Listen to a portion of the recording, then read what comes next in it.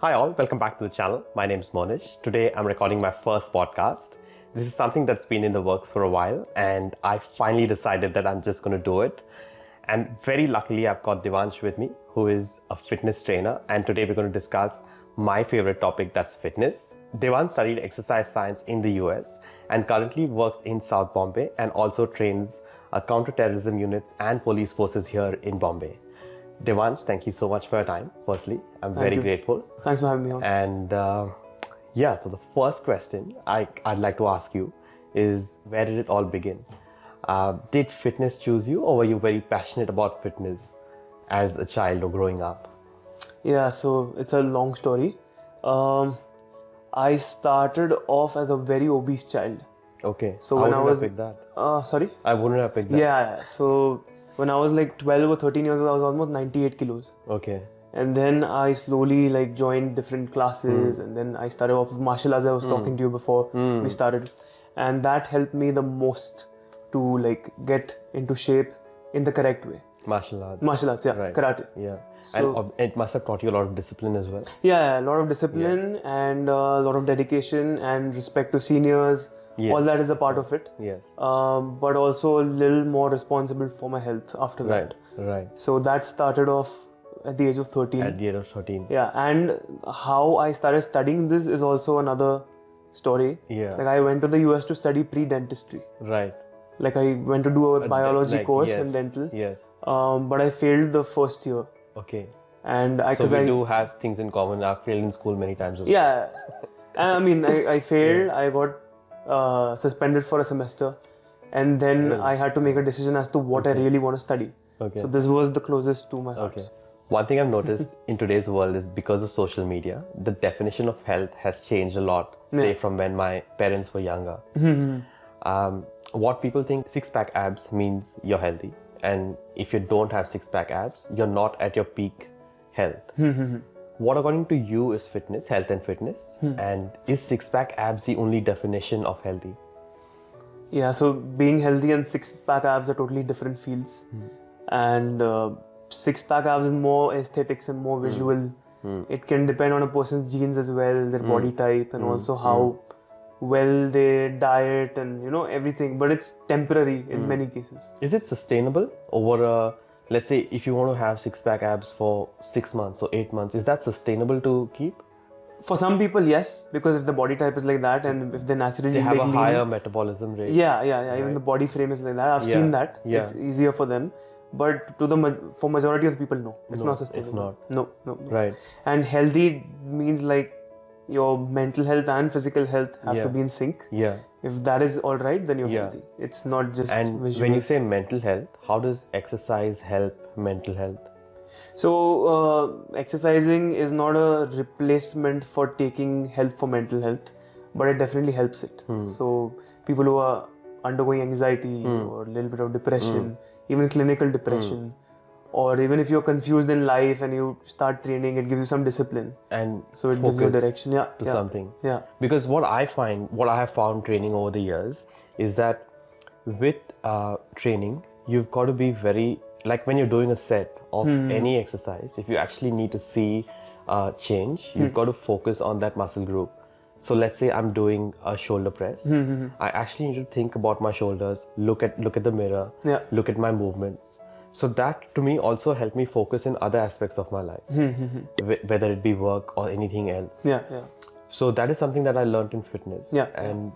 And that's something that helped me improve work.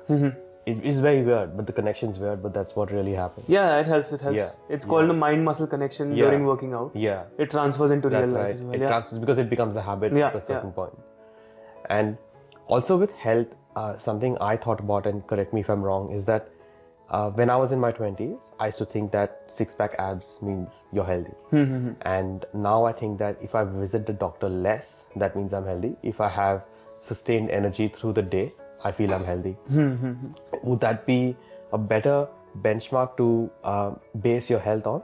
A more sustainable one? Yeah, a more sustainable one. But it's also dependent on the person's age. When they're younger, they can push harder, recovery is faster, so they think that they can just go take things beyond limits. Yes. But as you age, then you realize that your health is more of a Is priority. more of a priority. Yeah, yeah. So the sustained energy, I think, for me personally, came from food. It wasn't really the training, but the food you consume, and it was more like whole foods, less packaged foods, that sort of thing, that helped me sustain that energy all through the day. If you had to say your definition of health, what would that be? This is my if you see a person and say, okay, this person's healthy, what would that person have to be in your opinion?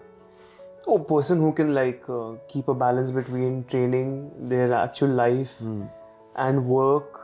If a student, then education. At the same time, not overdo things.